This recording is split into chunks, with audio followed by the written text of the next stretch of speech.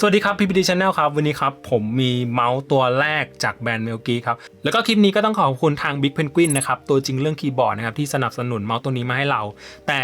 Melgeek ครับไม่ได้มีแค่คีย์บอร์ดแล้วนะครับเพราะว่าเขามีเมาส์แล้วนะครับคือเจ้า Horus ตัวนี้เป็นเมาส์ตัวแรกจากแบรนด์ Melgeek นะครับซึ่งแบรนด์ Melgeek อย่างที่เรารู้กันนะครับเป็นแบรนด์ที่เป็นท็อป performance มากๆนะครับดีไซน์สวยนะครับแล้วก็สเปคโหดมากๆมีเทคโนโลยีอะไรใหม่ที่เยอะมากๆนะครับนั่นแหละครับตอนนี้ครับทาง Melgeek ครับเขาได้หันมาทำเมาส์แล้วนะครับนั่นก็คือเจ้า Horus ตัวนี้นะครับนั่นแหละเหมือนคีย์บอร์ดเลยนะครับมีดีไซน์ที่สวยนะครับแล้วก็มีเทคโนโลยีอะไรใหม่ๆที่โหดมากๆนะครับแล้วก็มีบางเรื่องที่ต้องเล่นจริงเท่านั้นถึงจะเล่าได้นะครับซึ่งคลิปนี้ผมจะเล่าให้ฟังว่าเมาส์ตัวนี้จริงๆแล้วมันมีความสามารถยังไงมันมีความสามารถหนึ่งที่อยากจะเล่าเหมือนกันแล้วก็แตกต่างกับเมาส์ตัวอื่นในตลาดแน่นอนครับคลิปวันนี้จะเล่าให้ฟังครับ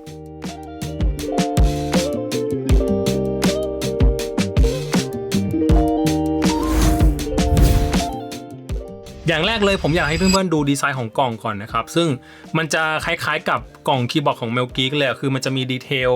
พวกข้อมูลต่างๆที่ผมคิดว่าค่อนข้างเท่พอสมควรเลยนะครับแล้วก็นี่เป็นหน้าตาจริงๆของเจ้า Horus นะครับเป็นสีขาวคลีนครับเขามีอยู่2สีคือขาวกับดำนะครับซึ่งไฮไลท์เด่นเลยคือพื้นด้านล่างนะครับตรงนี้ครับมันจะมีความเป็นดวงตานะครับตรงนี้ครับเขาจะเรียกว่า Eye of Horus นะครับซึ่งทาง Melgeek เขานำดีเทลตรงนี้มาใส่นะครับแล้วก็ตัวเมาส์จะมีความแบนๆหน่อยนะครับเป็นเมาส์ที่มีไซส์กลางค่อนข้างไปทางใหญ่นะครับไม่ใช่เมาส์เล็กนะครับอีกหนึ่งไฮไลท์คือตัวรับครับเขาจะเป็นสามเหลี่ยมเหมือนพีระมิดเห็นไหมเพื่อนๆจะมีความเป็นอียิปต์อะใส่เคเบิลธรรมดา1เส้นครับแล้วก็นี้เป็นสติกเกอร์ไว้ปิดพื้นด้านล่างกันฝุ่นนะครับฟีดเมาส์สำรองอีก1ชุดนะครับแล้วก็กริปเทปสีขาวครับ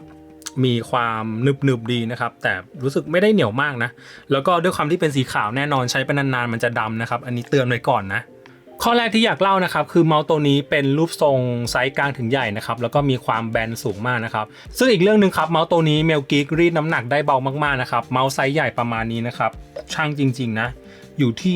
50.9 ผมถือว่าเบานะครับอยู่ในเกณฑ์เบาพอสมควรเลยแล้วก็เวลาจับเราจะรู้เลยว่าเมาส์มีไซส์ใหญ่แล้วก็มีความกว้างสูงนะครับก็แน่นอนเหมาะกับคนที่มือขนาดกลางไปถึงใหญ่นะครับคนมือเล็กจับได้แน่นอนครับเพราะว่าตัวเมาส์มันเบาครับตัวเมาส์ไม่ได้มีน้ำหนักที่สร้างภาระกับข้อมือเรามากนักนะครับความยาวเนี่ยยาวประมาณ124มิลนะครับแล้วก็สูงประมาณ39มิลผมถือว่าเป็นเมาส์ทรงเตี้ยนะครับถ้าเกิดจะหาเมาส์ที่คล้ายในตลาดจริงๆแอบหายากแต่ก็มีตัวหนึ่งครับคือเจ้า Vexy XE ตัวนี้ครับ Vexy XE เขาจะเป็นเมาส์ที่ออกแนวแบนๆนะครับจุดคลิกมีความต่ำนะครับแล้วก็ฐานจะกว้างอันนี้เป็นจุดเด่นของ XE เลยนะครับแต่ข้อเสียของเจ้า XE ผมคิดว่าเป็นเรื่องน้ำหนักนะน้ำหนักมันยังมีความหนักไปนิดนึงนะครับถ้าดูภาพจาก Euroshape ลายเส้นประมาณนี้เลยสังเกตว่ามีความเท่ากันเลยดีกว่าก็ผมไม่อยากจะพูดว่ามันโคลนนะครับเพราะว่าส่วนด้านหน้าเนี่ยเจ้า Horus เนี่ยจะมีความต่างกับ XE เพื่อนๆดู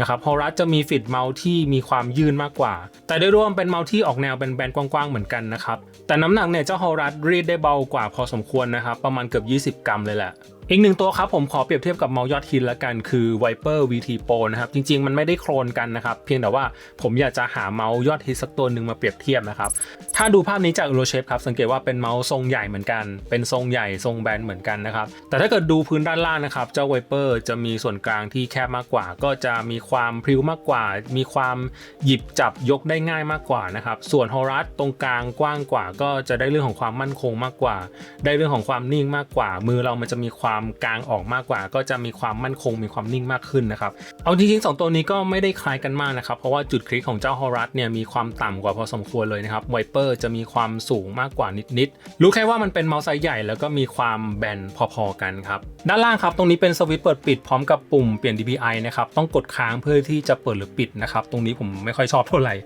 แล้วก็ตรงนี้มีรูเพียบเลยนะครับฝุ่นเข้าแน่นอนแต่เขาก็ให้สติกเกอร์กันฝุ่นมาเนาะเซนเซอร์ตัวนี้ครับเป็น PIC R3950 นะครับแล้วก็ชิปเซตครับเขาเป็น Nordic Series 54นะครับแล้วก็แบตตัวเนี้ยเขาให้ที่300มิลลิแอมป์นะครับถือว่าเป็นก้อนเล็กพอสมควรก็นั่นแหละอยากได้เมาส์เบาต้องให้แบตเล็กนะครับตัวนี้300มิลลิแอมป์นะครับถ้าเกิดใช้งาน Polling Rate 1000เนี่ยใช้ได้ราวๆ155ชั่วโมงครับแล้วก็ Polling Rate 8000ใช้ได้22ชั่วโมงครับซึ่งตัวนี้รองรับ Polling Rate สูงสุดที่ 8000ด้วย เรื่องของสวิตช์คลิกนะครับตัวที่ผมรีวิวเนี่ยเขาใช้เป็น Omron Optical นะครับแต่ล็อตใหม่นะครับตัวนี้เป็นล็อตเก่านะแต่ล็อตใหม่เขาจะให้เป็น TTC Optical แล้วนะครับแต่เอาจริง Omron กับ TTC ผมรู้สึกว่าไม่ได้ต่างกันมากคล้ายๆกันนะครับเป็น Optical เหมือนกันนะครับผมคิดว่าตอนนี้ Black Penguin น่าจะเป็นล็อตใหม่หมดแล้วนะน่าจะเป็น TTC Optical แล้วฟังเสียง Omron นิดนึง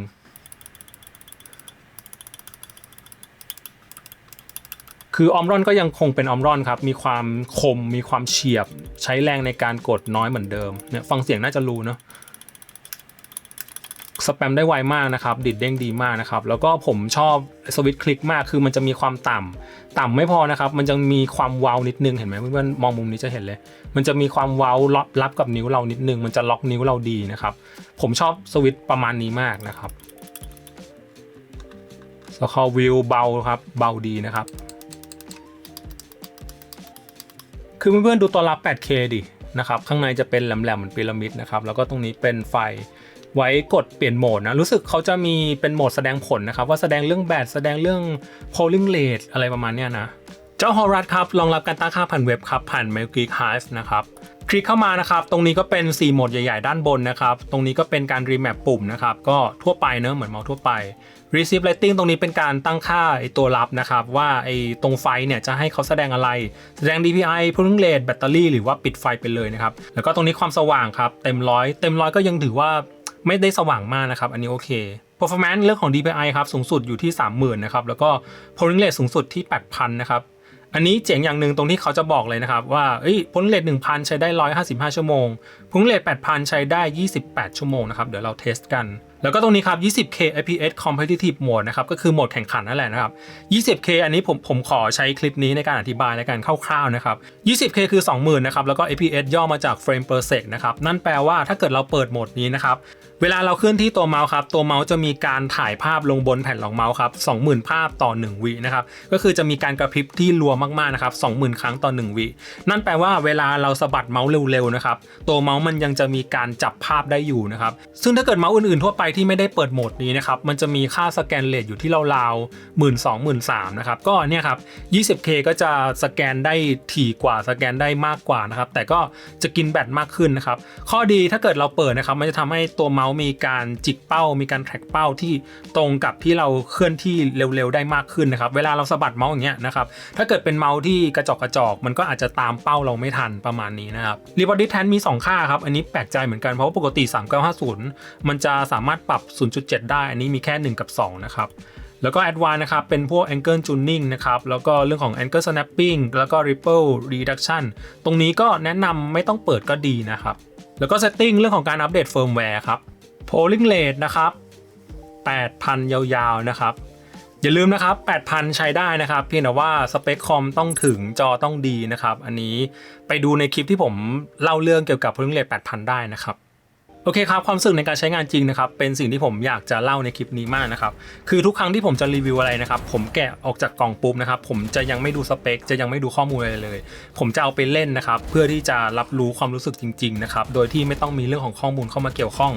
เมาส์ตัวนี้ครับครั้งแรกที่ผมไปเล่นรู้สึกว่าแม่งนิ่งมากๆเป็นเมาส์ที่แบบรู้สึกนิ่งรู้สึกมั่นคงมากๆรู้สึกมันไม่โครงเคลงรู้สึกอย่างนั้นนะครับก็เลยลองเอามาพิจารณาดูว่าเพราะอะไรมันถึงทำให้เรารู้สึกแบบนี้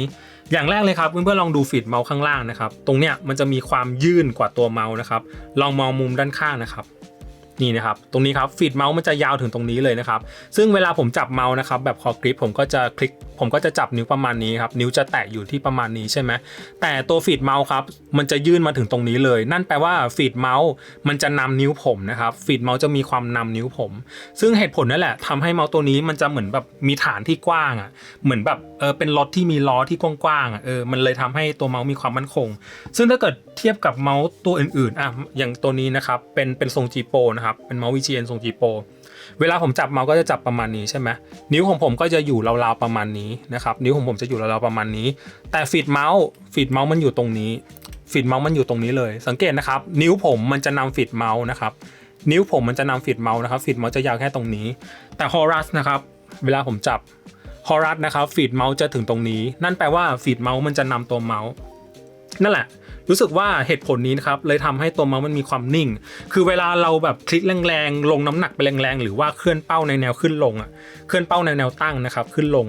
ฟีดตัวนี้มันจะมีความนำนิ้วเราแล้วก็จะสร้างความมั่นคงสร้างความบาลานซ์ที่ดีมากๆเมาส์ตัวนี้ครับบาลานซ์โคตรดีเลย50-50จริงๆนะครับไม่เอียงไปด้านหน้าหรือด้านหลังเลยรู้สึกอย่างนั้นเป็น1ตัวที่โคตรนิ่งเลยนั่นแหละผมลองเอาไปเล่นพวก Valorant ดีมากๆนะครับเป็นเกมที่ต้องอาศัยความนิ่งอยู่แล้วดีมากๆนะครับแล้วก็เกมที่ต้องอาศัยการแท็กกิ้งอย่าง Overwatch 2ก็เอาอยู่นะครับเพราะว่าอะไรเพราะว่าตัวเมาส์เบามากๆนะครับยิ่งตัวเมาส์เบาก็จะสร้างภาระให้กับแขนเราน้อยลงมากๆนะครับแล้วก็อีกหนึ่งเรื่องที่ชอบน่าจะเป็นเรื่องของความกว้างของตัวเมาส์รู้สึกว่าเมาส์ตัวนี้เป็นเมาส์ที่กว้างพอสมควรเลยยิ่งกว้างเท่าไหร่ก็จะยิ่งนิ่งยิ่งมั่นคงเท่านั้นนะครับเอาจริงนะตัวเนี้ยผมรู้สึกว่า performance นะเรื่องของประสิทธิภาพมีความใกล้เคียงกับ Razer Viper มากๆนะครับดีทั้งคู่เพียงแต่ว่าถ้าเกิดใครอยากจะหาเมาส์ที่นิ่งกว่า Viper ผมคิดว่า Horus นิ่งกว่า Viper แต่ Viper มันจะมีเรื่องของความคล่องแคล่วไงเพราะว่าตรงกลางมันแคบพอเวลาแคบเราก็จะจิกได้ดีขึ้นจะหนีบได้ดีขึ้นยกได้ง่ายขึ้นอะไรประมาณนี้ครับคิดว่าโดยรวมมันเป็นเมาส์แบนเหมือนกันแล้วก็ performance ระดับท็อปทั้งคู่นะครับเพื่อนๆต้องเลือกเอาแล้วกันว่าชอบแนวไหนชอบแคบหรือชอบกว้างถ้าใครสนใจครับ Big Penguin นำเข้ามาขายนะครับทั้ง2สีเลยขาวกับดำนะครับเป็นเมาส์1ตัวที่สวยเพื่อนๆลองดูดีไซน์สวยนะครับแล้วก็ performance ดี